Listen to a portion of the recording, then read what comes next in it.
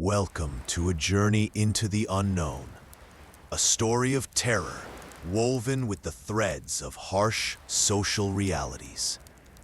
In this video, you will experience a chilling narrative as told by Rami, the voice behind these haunting events.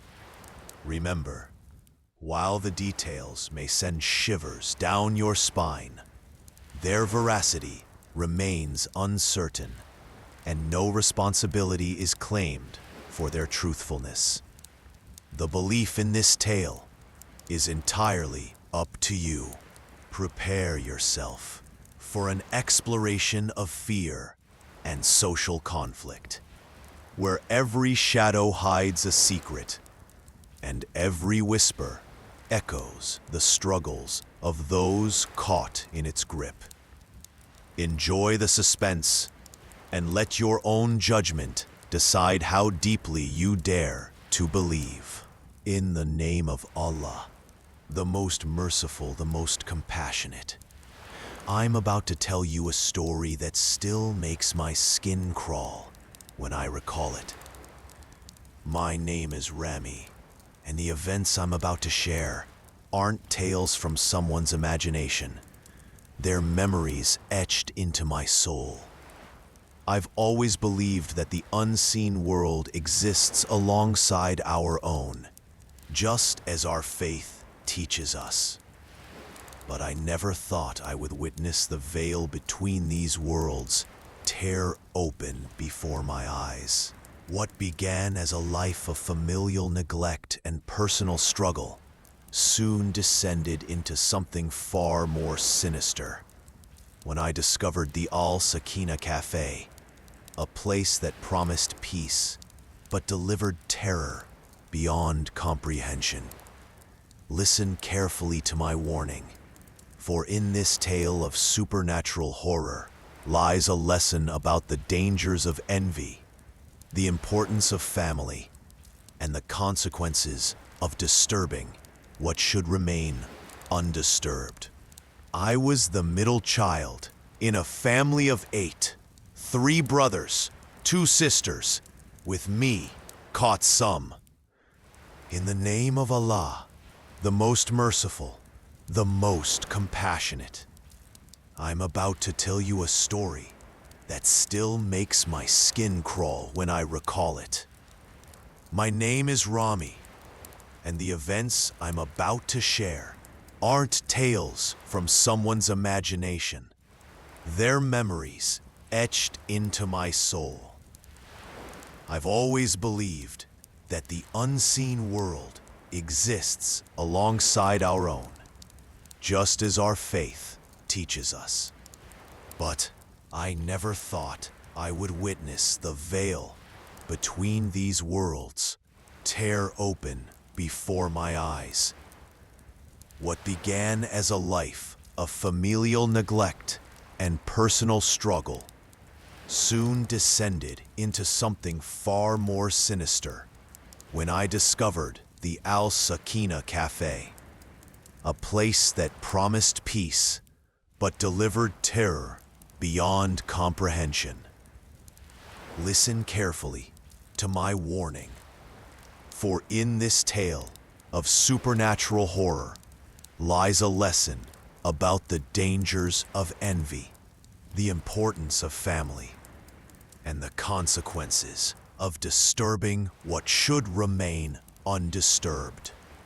That pattern repeat. Adolescence. My siblings received new clothes while I inherited their cast-offs. They were encouraged to pursue their interests, while I was told to be practical, to keep my dreams small. You must understand our resources are limited, my father would say, though somehow those resources stretched further for the others. During family gatherings, I would sit quietly as relatives praised my siblings' accomplishments. Mashallah, look how well Ahmed is doing in engineering. Or Fatima has such a gift for art. But when it came to me, there was only silence, as if I were invisible. I tried desperately to be noticed. I studied harder, stayed up later than anyone else, even took on chores without being asked. Nothing changed. The neglect was never cruel or deliberate. Perhaps that would have been easier to bear. Instead, it was casual, thoughtless, like forgetting to water a plant that sits in plain view. By 16, my self-esteem had withered like a flower in the desert. I stopped speaking at dinner, knowing my words would float away unheard. I stopped sharing my dreams, my fears, my hopes. What was the point? Allah was my only confidant, the only one who listened when I whispered my prayers into my pillow at night, tears soaking through to the mattress below. The worst part wasn't the hand-me-downs or the missed parent-teacher meetings. It was the loneliness that followed me everywhere, even in a house full of people. I would watch my siblings laugh together, while I stood on the periphery, an observer of my own family, rather than a participant. My mother once caught me crying in the kitchen late at night. "Why are you upset, Rami?" she asked, genuine confusion in her voice. I couldn't bring myself to explain. How do you tell someone they've been overlooking your existence for years? She patted my shoulder awkwardly and said, "You're too sensitive. You need to be stronger." Then she went back to bed, leaving me alone with my thoughts once more. These years of invisible pain shaped me in ways I couldn't understand until much later. I became fiercely independent, determined to prove my worth. I developed a hunger for success that bordered on desperation. And somewhere deep inside, a darkness took root, a void where familial love should have flourished. After years of feeling like a shadow in my own family, I channeled all my hurt and neglect into my studies. I graduated with honors from the university. Not that anyone at home noticed beyond a perfunctory Alhamdulillah. But I didn't need their validation anymore. I had bigger plans. When the job offer came from Al-Naj Corporation in the heart of Al-Surur city, I felt Allah had finally answered my prayers. The salary was beyond anything I had imagined for my first position, 3 times what most graduates were earning. For once, I allowed myself to feel proud, to dream of a life where I would matter. The apartment I rented was small, but mine alone. No hand-me-downs, no sharing, no being forgotten. Each night, I would stand on my balcony, overlooking the city lights, and whisper shukran to Allah for this new beginning. I bought new clothes, a decent watch, even started saving for a car. For the first time, I was breathing without the weight of invisibility crushing my chest. Then came that fateful Thursday evening, just 2 months into my new life. I had visited my family home, foolishly thinking my success might finally earn me the respect I'd been denied all these years. Instead, my father waited until dinner was finished, cleared his throat, and delivered the blow that would shatter my newfound confidence.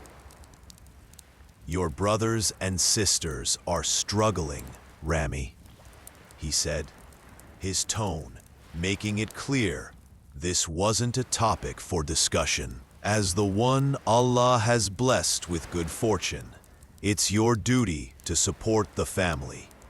We expect half your salary each month. The room fell silent. I looked at my siblings. None would meet my eyes except Tariq, my oldest brother, who had that self-satisfied smirk I'd grown to despise. He was 29 and had never held a job for more than 3 months, claiming each was beneath his potential. Half. I finally managed to whisper. But Baba, I'm just starting out. I have rent, transportation costs. You can move back home to save money. My mother interjected, as if she'd solved a simple problem. Your old bed is still in the corner of the boys' room. I felt sick. The corner bed. The one with the broken spring that no one else would sleep on. The physical manifestation of my place in this family. What about Tariq and Mahmoud? They're older than me. Why aren't they? Your brothers have their own struggles. My father cut me off sharply. Allah has chosen to test them differently. You should be grateful for your blessings and share them accordingly. I looked around the table at my siblings, adults all of them, capable but unwilling.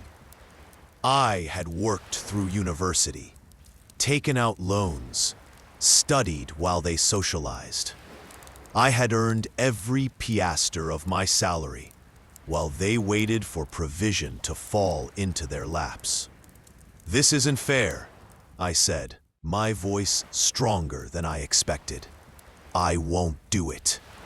The rage in my father's eyes made me flinch. This is not a request, Rami. This is your duty to your family. Or have you forgotten the values we raised you with?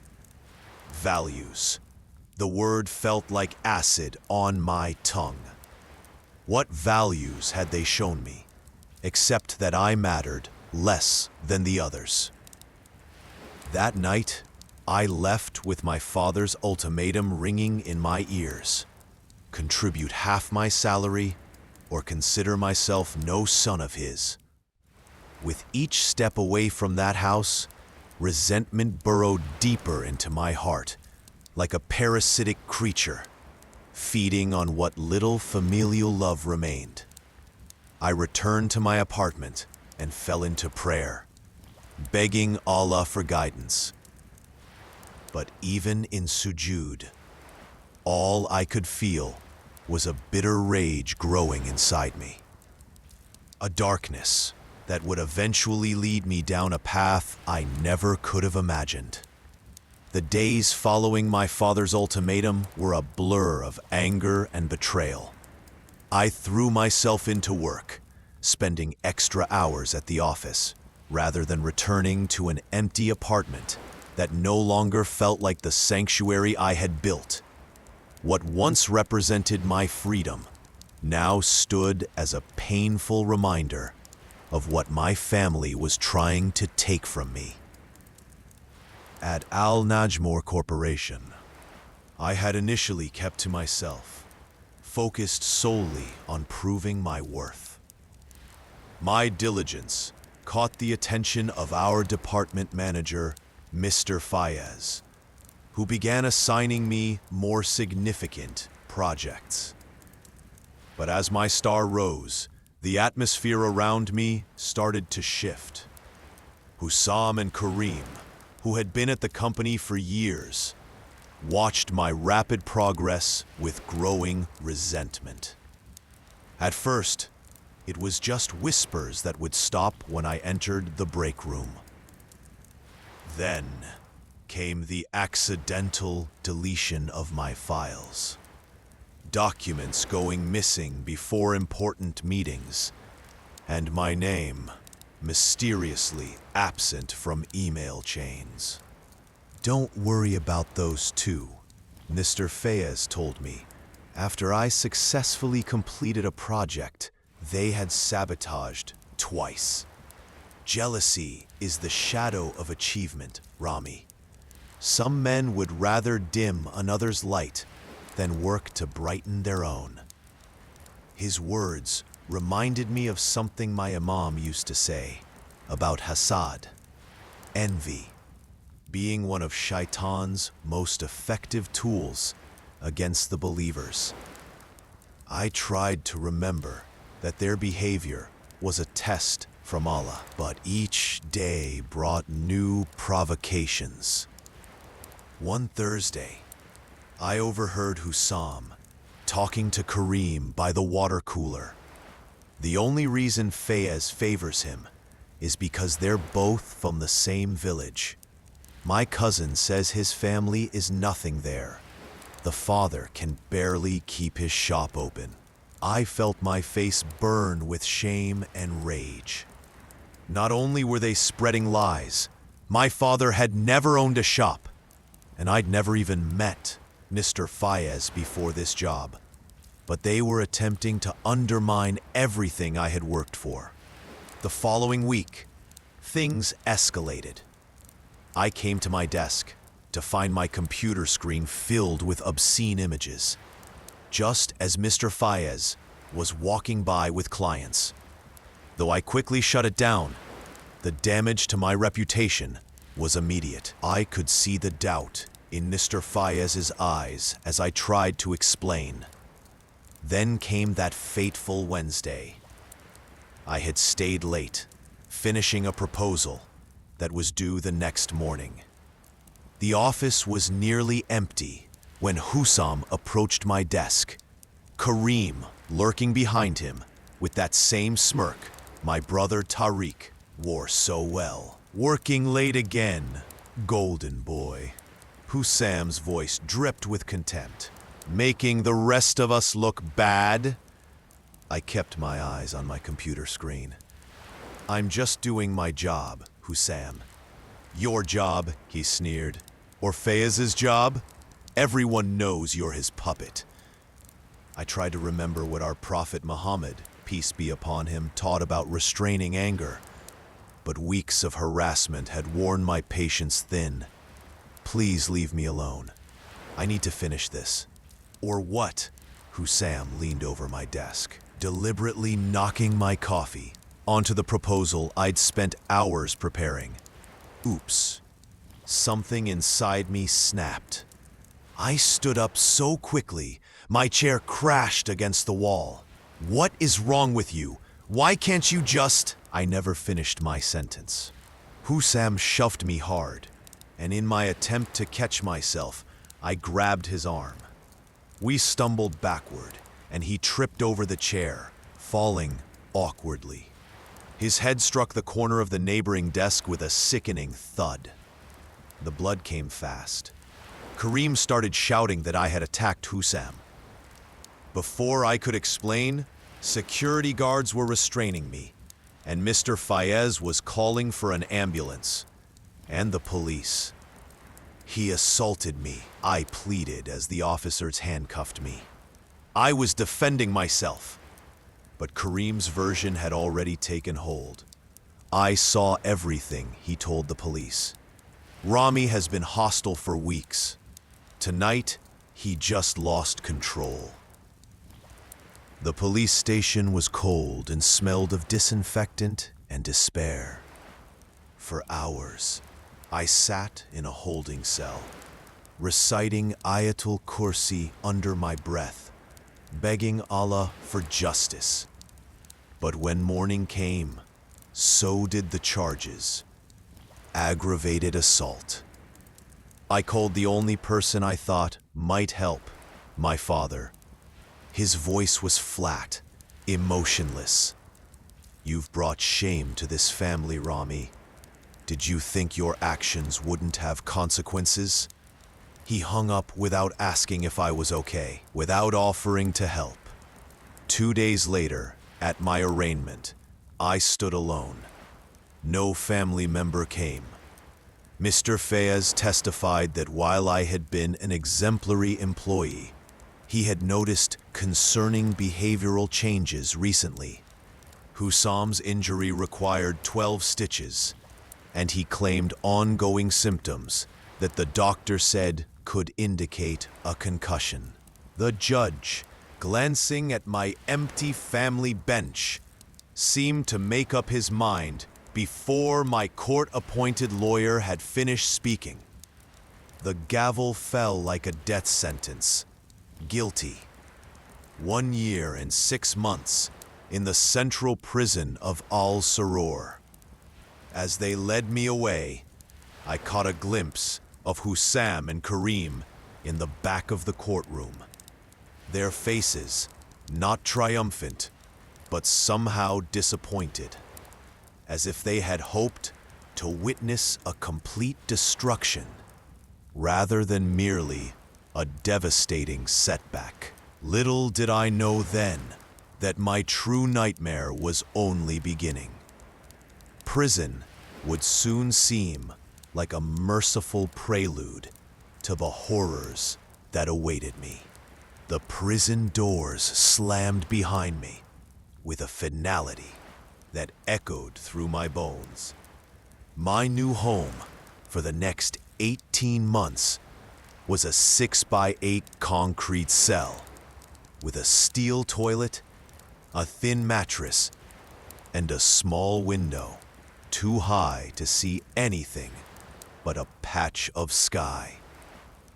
The first night, I pressed my forehead against the cool floor during Maghrib prayer, tears mixing with the dust beneath me.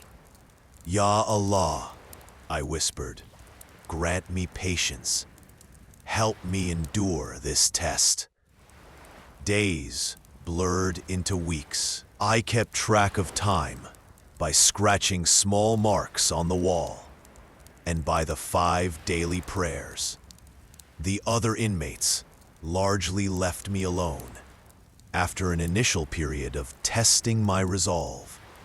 I wasn't there for drugs or theft or violence, at least not the kind they respected. To them, I was just some office worker who'd lost his temper. "What are you in for?" asked my cellmate Adnan one night. "They say I assaulted a coworker." "Did you?" "No." "Yes, not the way they claimed." He laughed. "In here, everyone's innocent." Letters were our lifeline to the outside world. Every morning, I watched as names were called and faces lit up. For the first month, I waited. For the second month, I hoped. By the third, I had stopped raising my head when the guard appeared with the mail. Not a single letter, not one visit, not even from my mother, who I thought might defy my father out of maternal instinct. Phone privileges came after 6 months, and I used my first call to dial home. My youngest sister Fatima answered. "It's Rami," I said, my voice cracking from disuse. A pause. Then, "Hold on." I heard her put down the phone, calling out, "Baba, it's him." I waited, heart pounding. Finally, my father's voice, cold as winter. "What do you want?" "I just wanted to hear your voices, to know how everyone is." "We're managing fine without you. Your mother has been ill with worry and shame." "Can I speak to her, please?" "She's resting." "Don't call here again, Rami. You've made your choices." The line went dead before I could respond. I stood there, receiver pressed against my ear. Prison changed me. I memorized large portions of the Quran, finding solace in the verses about patience in hardship. I helped illiterate inmates write letters to their families. I taught myself discipline through daily exercises in the small courtyard we were allowed to use for 1 hour each day. "You're different from when you came in," Adnan observed in my final month. "Calmer, stronger." "I had to be," I replied, "or this place would have broken me." The day of my release arrived without ceremony. They gave me back the clothes I'd worn in, now hanging loose on my thinner frame, and the few belongings I'd had when arrested. No one waited outside the gates. I took a bus back to Al-Surur with the small amount of money I'd earned from prison work. The city seemed impossibly loud, bright, and fast. People hurried past without making eye contact. Cars honked. Vendors shouted. All things I'd once taken for granted now assaulted my senses like violence. My apartment had been rented to someone else. The building manager looked at me with pity when I explained who I was. "Your father came with your brothers. They took all your things 6 months ago. Said you wouldn't need them anymore." With nowhere else to go, I stood outside my family home, gathering courage. 18 months felt like 18 years. Finally, I knocked. Tariq opened the door. His eyes widened briefly before narrowing into slits of contempt. "Well, well, the prison graduate returns." The words cut deeper than any physical blow. Behind him, I heard someone, Ahmad, I think, repeat the phrase with a laugh. "Is the prison graduate here to give us a lecture on criminal justice?" My father appeared in the hallway, older than I remembered, his face lined with new wrinkles. "You should have called before coming," he said by way of greeting. "I have nowhere else to go," I replied, swallowing my pride. "My apartment. We couldn't keep paying for it while you were away. Your things are in the storage shed behind the house." I nodded, accepting this small mercy. "The prison graduate needs a place to crash," Samir called out from the living room, and laughter followed. That night, on a mattress in the garden shed, surrounded by boxes of my former life, I realized that my imprisonment hadn't ended with my release.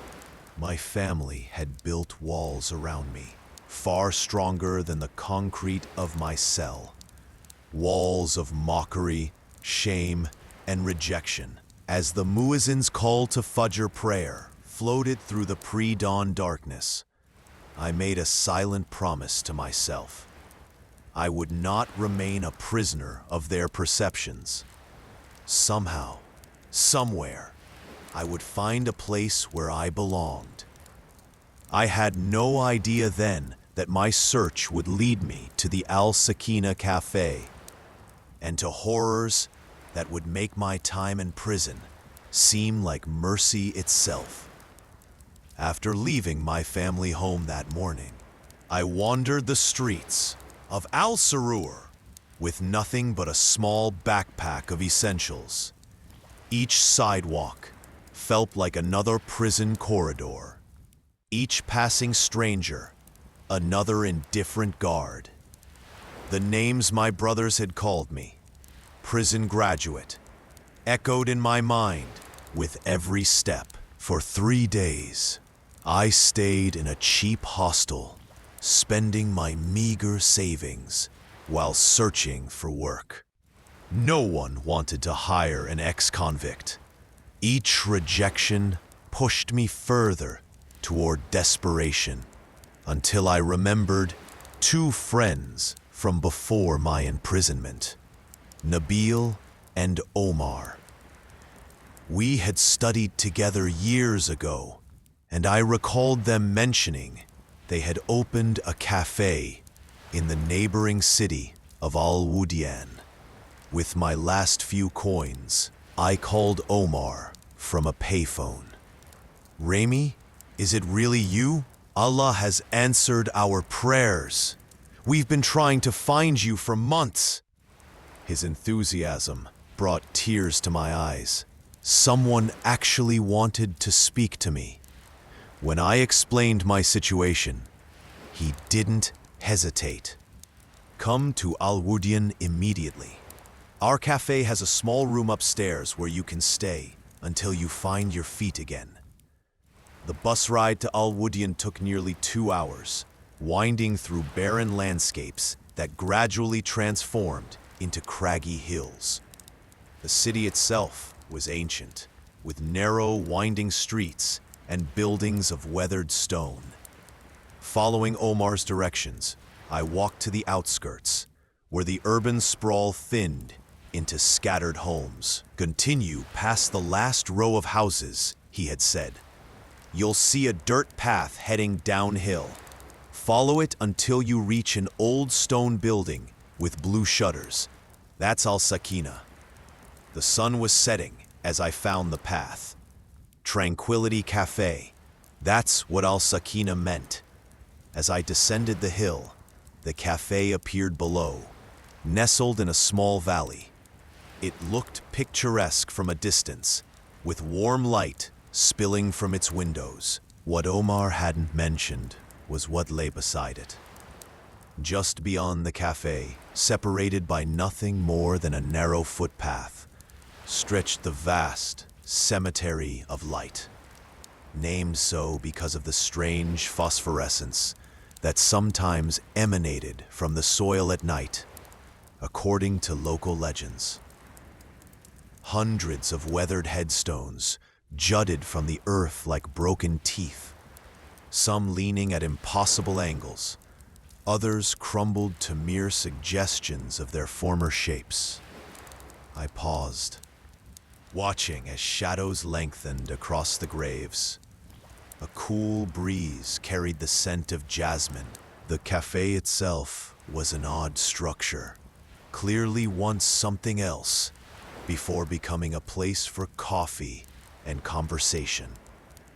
Its thick stone walls suggested great age, and small windows had been cut into them at irregular intervals. The blue shutters Omar had mentioned were chipped and faded, moving slightly in the breeze with a rhythmic creaking. As I approached the door, I noticed strange markings carved into the lintel. Not Arabic script, but something older, something unknown. Symbols I didn't recognize. Later, I would learn these were Nabatean protective inscriptions, dating back nearly 2,000 years. I knocked, and Omar appeared immediately, embracing me with genuine warmth. "Welcome, my brother. Come in quickly before the night fully arrives." I stepped inside to the comforting aroma of cardamom coffee and shisha. The interior was cozy despite the building's age. Cushioned seats, low tables, and soft lighting created an atmosphere of genuine sakina, tranquility. Nabil emerged from the back room, grinning broadly. "The location is unusual," I remarked after greetings were exchanged. "So close to the cemetery." Omar and Nabil exchanged a quick glance. "The rent was affordable," Nabil said with a shrug. "And most days, we don't even notice it's there." "Most days?" I asked. "He means always," Omar interjected quickly. "We got this place for almost nothing because of the superstitious locals. Their loss is our gain, right? Now come, let me show you where you'll be staying." As I followed him up a narrow staircase, I couldn't shake the feeling that I was being watched, not from within the cafe, but from somewhere beyond its walls. Across that narrow footpath, among the silent graves of the cemetery of light. Had I known then what I know now, I would have continued walking, past the café, past the cemetery, and never looked back. But Allah tests us in ways we cannot predict, and my greatest test was just beginning. The first time I noticed something wasn't right at Al-Sakina was 3 nights after my arrival. I had been helping Omar and Nabil in the café, grateful for their generosity and the chance to rebuild my life. The customers were sparse, mainly travelers passing through, curious about the unusual location, or locals who had overcome their superstitions for the sake of Omar's famous cardamom coffee. That night, long after closing, I was alone downstairs cleaning the coffee urns. Omar and Nabil had gone into the city for supplies. The silence was absolute. No wind, no distant traffic, not even the usual sounds of night insects. Then it came. 3 distinct knocks on the front door. I froze, coffee grounds still in my hands. The knocks repeated, more insistent this time. I glanced at my watch. 2:13 a.m. Who would come here at this hour? Hello? I called out, approaching slowly. We're closed. No answer, but the knocking continued, now in an odd rhythm. 3 quick taps. Pause. 2 slow ones. Pause. 3 quick again. I peered through the peephole. No one was there. My heart racing, I unlocked the door and stepped outside, looking in all directions. The moonlight illuminated the empty path and the silent cemetery beyond. As I turned to go back inside, movement caught my eye. A flicker of something at the edge of the graves. I squinted into the darkness. A figure stood motionless among the headstones, tall, unnaturally so, with limbs that seemed too long for its body.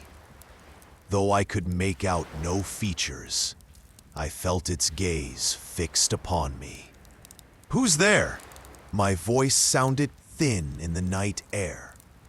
The figure didn't move, but somehow seemed to elongate further, stretching impossibly upward before melting back into the darkness between the graves.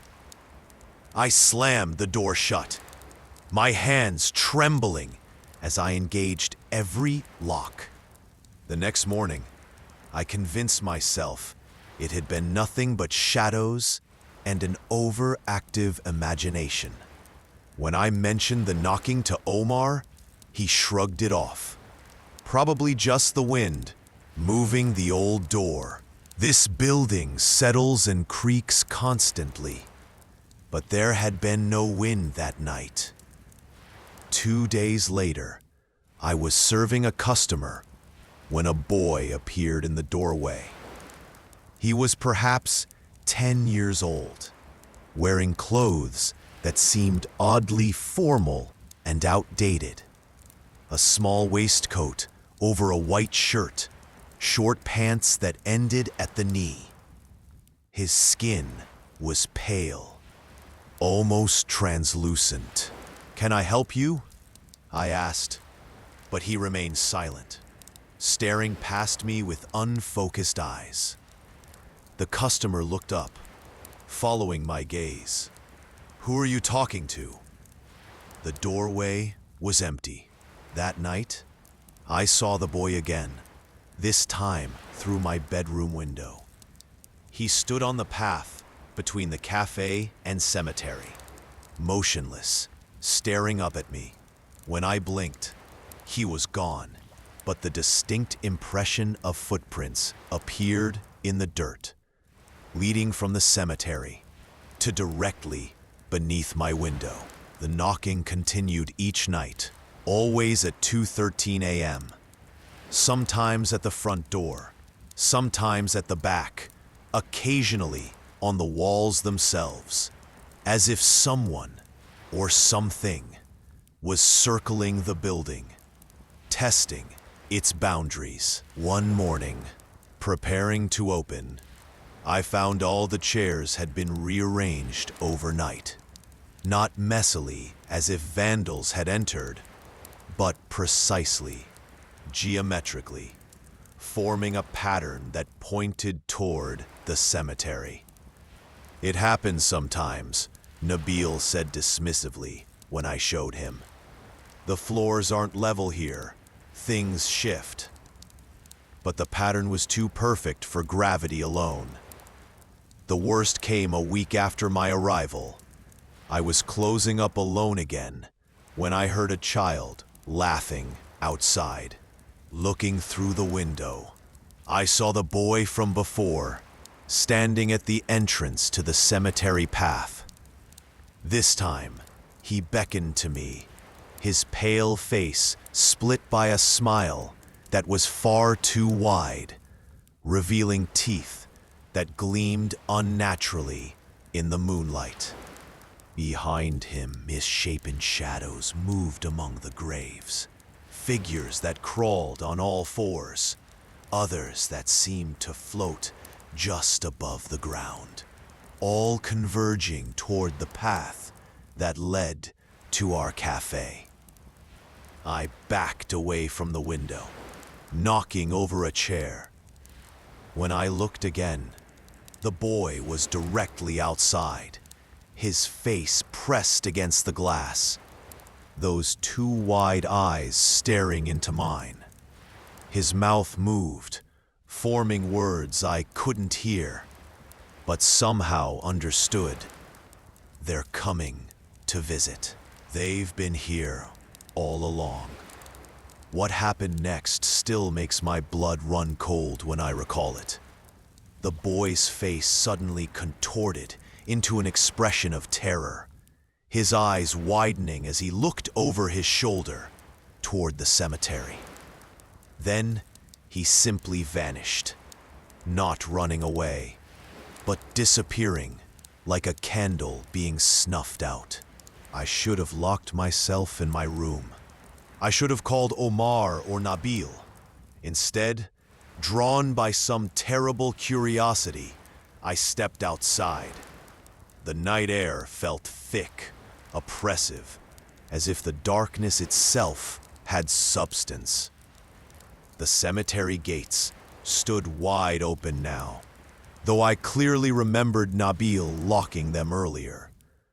The moonlight cast long shadows across the gravestones, making them appear to shift and move. Even when I stared directly at them, "Bismillah," I whispered, clutching the small prayer beads I kept in my pocket. My mother had given them to me years ago, before everything fell apart. I'd kept them through prison, through all my hardships. Now they were warm in my palm, strangely comforting. I took 3 steps toward the cemetery when the ground before me seemed to ripple, like water disturbed by an unseen stone. The dirt between graves bulged upward, forming small mounds that pulsed with movement. I froze, watching in horror as tiny fissures opened in the earth, exuding a greenish vapor that clung to the ground like morning mist. From the oldest section of graves came a sound I will never forget, a deep, resonant moaning that seemed to emanate not from any single point, but from the earth itself. It was the sound of ancient pain, of long-buried suffering seeking release. The headstones began to vibrate, first subtly, then with increasing intensity until they rattled against the ground. Several of the older, more weathered stones cracked, splitting down the middle, with sharp reports like gunshots. I turned to flee back to the café, but found my path blocked by what I can only describe as a shifting mass of darkness. It had no definite shape. It flowed like smoke, yet had substance, coalescing briefly into forms almost human before dissolving again. But within this darkness gleamed two amber eyes, fixed upon me with terrible intelligence. The black mass circled me, maintaining its distance but herding me back toward the cemetery. Each time I tried to move away, it would flow around to block my path. The temperature plummeted until I could see my breath in the air, though it was summer and had been warm just moments before. "What do you want?" I managed to ask, my voice barely audible, even to my own ears. The thing responded, not with words, but with images that flooded my mind. Flashes of the cemetery as it was long ago. Bodies being interred without proper janaza prayers, without the ritual washing. I saw figures in old-fashioned clothing, hurriedly burying corpses during what seemed to be an epidemic. I felt their fear, their haste, the corners they cut in proper Islamic burial rites. The black creature expanded suddenly, enveloping me in suffocating darkness. Within this void, I felt countless presences brushing against me. Cold, desperate touches from entities long denied their proper passage from this world. The ground beneath my feet softened, and to my horror, I began to sink. The soil clutched at my ankles like hands, pulling me downward. Panic seized me as I struggled to free myself, only to sink faster. "Help me!" I screamed, though I knew no living soul would hear. Then, through my terror, came clarity. A verse from the Quran my grandfather had taught me. "And we have certainly created man, and know what his soul whispers to him. And we are closer to him than his jugular vein." I began reciting Ayat al-Kursi, my voice growing stronger with each word. The pulling sensation lessened slightly. I continued with other protective supplications, my words forming a barrier between me and the encroaching darkness. The black creature recoiled, its form rippling with what seemed like pain or anger. The amber eyes narrowed, focusing on me with intense malevolence. Then it lunged forward, not to attack, but to show me something. A vision of the café itself, its foundation cutting through older graves, disturbing the rest of those long departed. I understood then. This entity wasn't merely haunting the place. It was guarding it, enforcing the sanctity of burial grounds that had been violated by the living. With a sound like thunder directly overhead, the creature withdrew into the cemetery. The ground solidified beneath me, releasing my feet, Free at last, I ran back toward the café, not daring to look behind me. As I reached the door, I heard a child's laughter once more. The boy stood among the graves, but now I could see him clearly for what he was. Not a living child at all, but something wearing the semblance of one. He pointed at me, then at the café, and slowly drew his finger across his throat. The message couldn't have been clearer. We didn't belong here, and whatever resided in the cemetery would not rest until we were gone. I barely made it through the café door before collapsing against it, my entire body trembling. The laughter of the child, no, that thing pretending to be a child, still rang in my ears. My heart pounded so violently, I feared it might burst from my chest. I couldn't stay here, not another minute. I grabbed my phone with shaking hands, trying to call Nabil or Omar, but there was no signal. The screen flickered with static before going completely black. Of course, whatever presence dominated this unholy ground wouldn't allow such an easy escape. The lights inside the café began to flicker, shadows elongating and contracting with each pulse. The coffee cups on the counter rattled against their saucers. A low, persistent hum filled the room,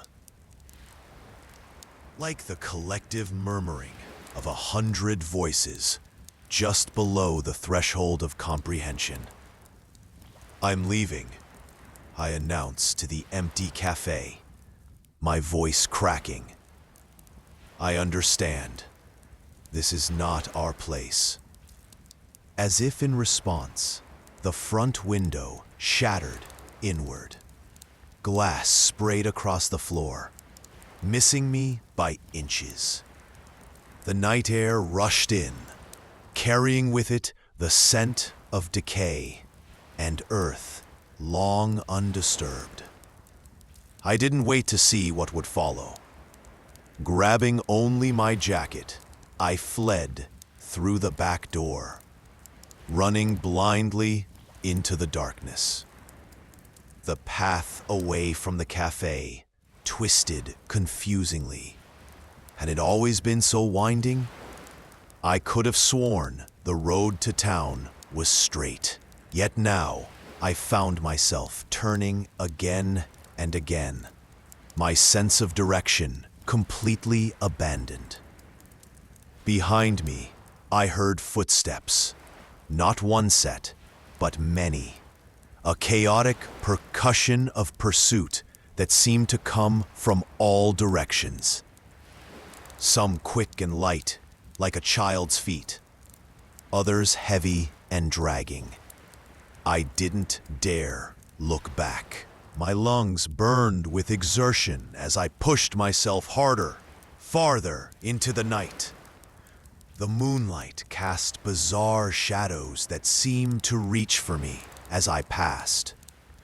Trees I didn't remember seeing before loomed on either side of the path, their branches stretching like gnarled fingers. I tripped over an exposed root and went sprawling onto the dirt path. Pain shot through my palms and knees, but fear gave me no time to recover.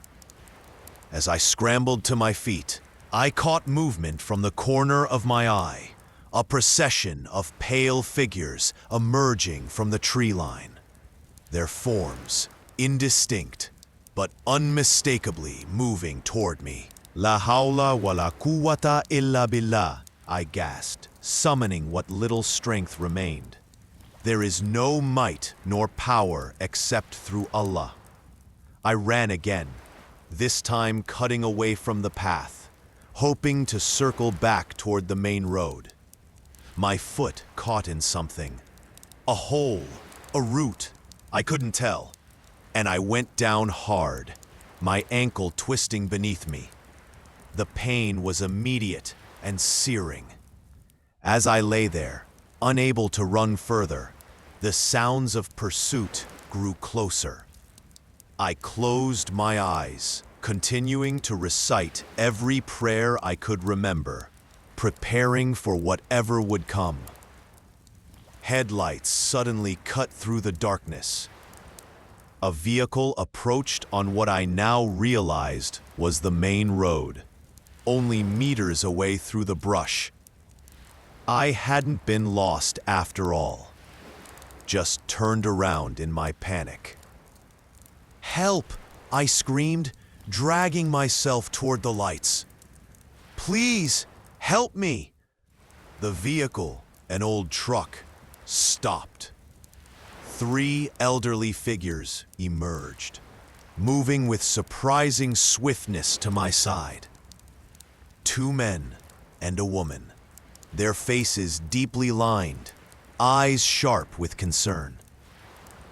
"Come, son," said the oldest man, his voice unexpectedly strong. "This is no place to linger after dark."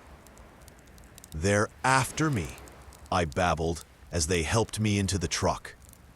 "The cemetery, the café, they want us gone." The woman placed a weathered hand on my forehead. "Shh, we know. We've always known about the cemetery of light." As the truck pulled away, I glanced back one final time. At the edge of the headlight's reach stood the boy, his face now a mask of rage. Behind him, the black mass roiled and pulsed, but they made no move to follow as we drove away from their domain. "You're safe now," the second man said quietly. "But you must never return. Some places belong only to the dead and to memory." I arrived at my parents' house just before dawn, still shaking from the night's horrors. The elderly strangers had dropped me off without explanation, simply saying, "Family is where you must go now." Their wisdom, though cryptic, felt divinely guided. When I knocked on the door, my mother answered. Her eyes widened as she took in my disheveled appearance. Torn clothes, dirt-streaked face, eyes wild with fear. "Rami?" she whispered, her hand flying to her mouth. "What happened to you?" My father appeared behind her, his perpetual stern expression momentarily replaced with shock.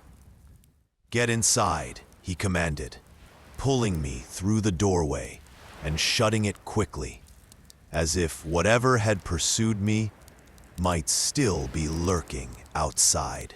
The commotion woke my siblings. They gathered in the living room, some showing genuine concern, others barely concealing their disdain beneath a thin veneer of curiosity. "Look who crawled back," muttered Samir, my older brother. The prison graduate finally realized he can't make it on his own. I had expected this, but after what I'd witnessed at the cemetery, my brother's petty jealousy seemed almost laughably insignificant. Death had reached for me with its cold fingers, and here was my flesh and blood, more concerned with tearing me down. "I didn't come here for your approval, Samir," I said quietly. "I've never had it, and I stopped seeking it long ago." My mother brought me water, while my father sat across from me, arms folded. "Tell us what happened," he demanded. So I told them everything about the café, the cemetery, the apparitions. With each detail, my siblings exchanged glances ranging from disbelief to mockery. Only my youngest sister, Amina, seemed genuinely affected by my story. "He's clearly lost his mind," said Karim, my second eldest brother. "Prison does that to people. Or maybe he's using drugs now." "I'm not crazy, and I'm not on drugs," I said firmly. "What I saw was real. But what's more real, what's been real my entire life, is the poison that exists in this family." A heavy silence fell over the room. My father's expression darkened. "You dare come to our home and speak like this?" he growled. "Yes, I dare," I replied, a strange calmness settling over me. After facing the horrors of the cemetery of light, confronting the truth of my family no longer frightened me. I worked hard for everything I achieved. I earned my degree while working 2 jobs. I secured a position others coveted. And what did I receive from my family? Demands to hand over my earnings. Accusations when I couldn't give more. My mother began to weep quietly. But I continued. "When I was falsely accused and imprisoned, not one of you visited me. Not one of you believed in my innocence. You were ashamed of me, yet you were still quick to ask for money when I was released." My siblings stirred uncomfortably, all except Samir, whose face had flushed with anger. "You always thought you were better than us," he spat. "Always the smart one, the successful one. You never belonged here." "And that's precisely why you hated me," I responded. "Not because I thought I was better, but because I refused to believe I was worth less." My father rose suddenly. "Enough. This is my house. And I'm still your son," I interrupted. "A son you failed to protect, to support, to love equally. I didn't come here asking for anything. I came because after facing true evil, I realized I needed to face the everyday evil that has shaped my life just as surely." For the first time, I saw uncertainty in my father's eyes. Something had shifted. Whether it was my brush with the supernatural, or simply years of suppressed truth finally breaking free, I couldn't say. But in that moment, standing among my family, yet feeling more separate than ever, I understood that some hauntings have nothing to do with ghosts.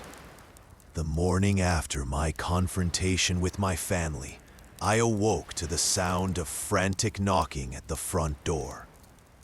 My father answered it, and I heard the unmistakable voices of Nabil and Omar, the owners of Al-Sakina café. Their voices carried through the house, urgent and trembling with fear. I joined them in the living room, where they sat with ashen faces and trembling hands, clutching cups of tea my mother had prepared. "Rami," Nabil said when he saw me, "something terrible has happened. The authorities came to the cafe yesterday evening after you left." Omar nodded, his eyes bloodshot from what appeared to be a sleepless night. "They brought excavation equipment and scholars from the Ministry of Antiquities. Someone had reported strange occurrences at our cafe. The city officials had cordoned off the entire area and begun digging beneath the cafe's foundation. What they discovered chilled me to my core, though it finally explained everything I had experienced. The café, Nabil whispered. It was built on an unmarked section of the Cemetery of Light. The original boundaries of the burial ground extended far beyond what was visible. When my father purchased the land 30 years ago, no one knew. Omar's voice cracked as he continued the story. They found remains, Rami. Not just a few, but over 120 bodies.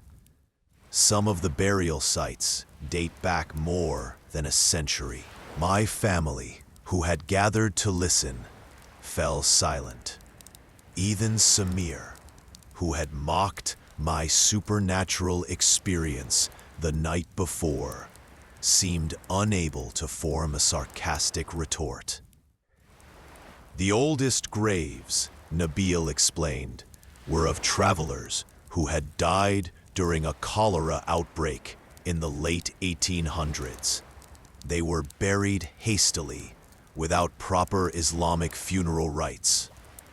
The more recent ones were from a forgotten section of the cemetery that had been mistakenly excluded from official records during the urban expansion of the 1970s. I remembered the faces I had seen at the café, distorted, pained, seemingly trapped between worlds. These were souls denied proper passage, their resting places desecrated by our unwitting intrusion. What will happen to the café? I asked, though I already suspected the answer. It's gone, Omar said flatly. They demolished it yesterday. By dawn, nothing remained. The authorities are converting the entire area back into a properly maintained section of the cemetery. They're bringing in imams to perform janaza prayers for all the souls discovered. The news spread quickly throughout the city of Al-Wudyan. By midday, local television stations were broadcasting footage of the excavation. I watched with my family as cameras panned over workers carefully unearthing human remains, some still wrapped in tattered burial shrouds. Archaeological experts pointed to artifacts suggesting many of the deceased were pious individuals, prayer beads, fragments of Quranic inscriptions, and remnants of simple wooden coffins marked with crescents. The desecration was unintentional, explained a grave-faced official on screen, but the consequences have been severe. We ask the public to respect the new barriers being erected and to join us in prayer for those whose rest was disturbed. The most unsettling revelation came when an elderly historian was interviewed. He spoke of local legends surrounding that particular section of the cemetery. Stories of a guardian spirit that took the form of a black animal, said to watch over the graves of those who died far from home. In Islamic tradition, the historian explained, we do not believe in ghosts as the Western world conceives them. But the soul's journey is complex, and there are forces beyond our understanding that maintain the order between this world and the next. That night, workers completed a high wall around the entire cemetery, including the land where Al-Sakina café once stood. A new gate was installed, bearing a plaque that read, Cemetery of Light, Historic Burial Ground, Protected Site.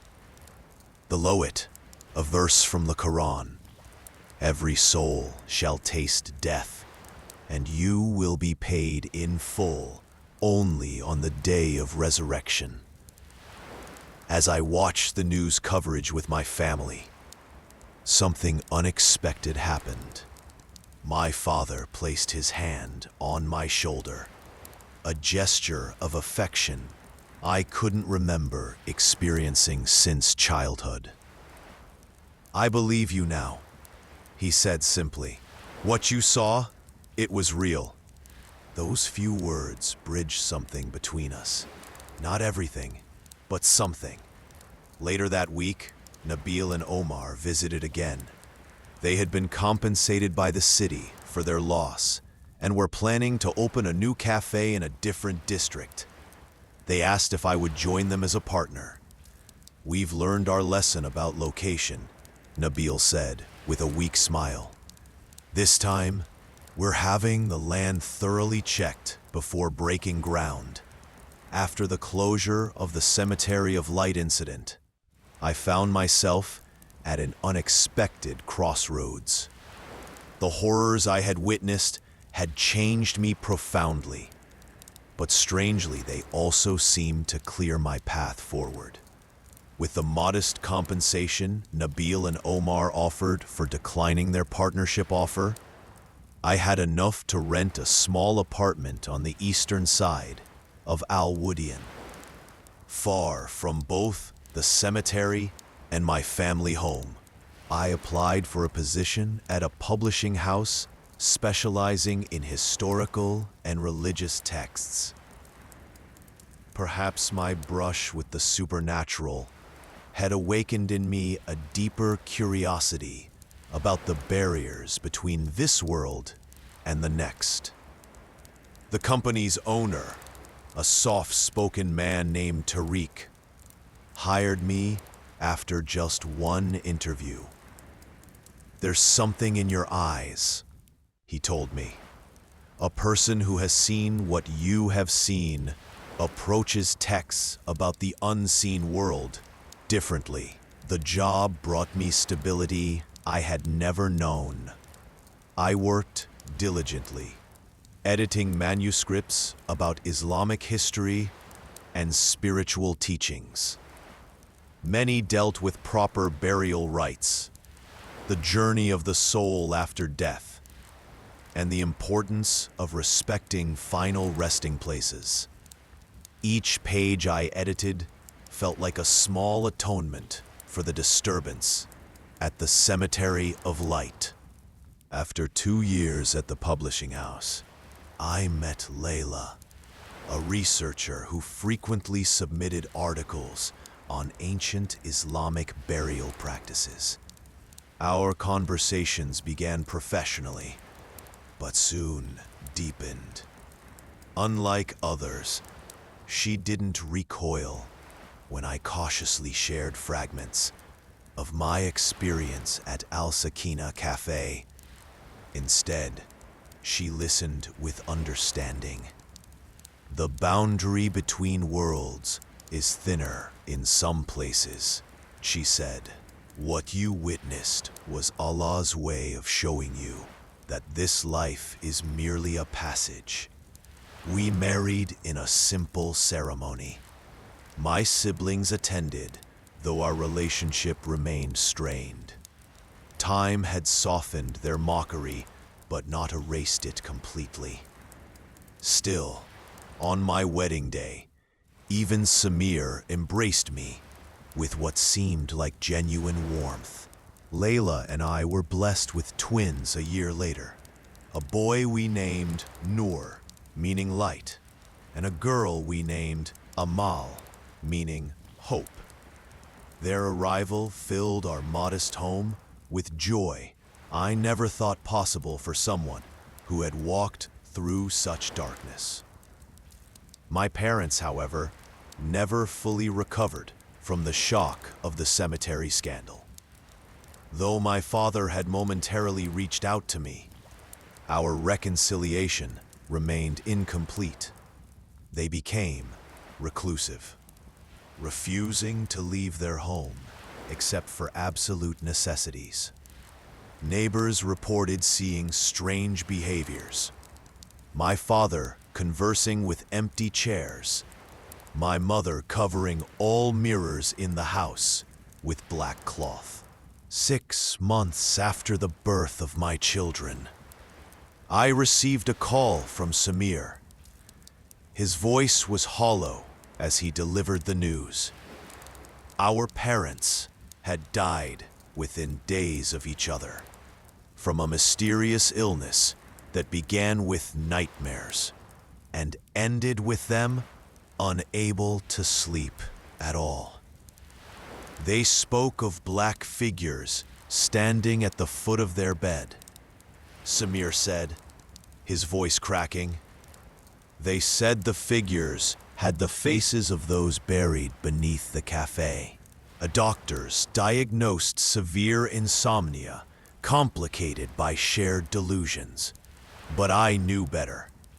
Whatever force had been disturbed at the Cemetery of Light had found its way to those connected to the desecration.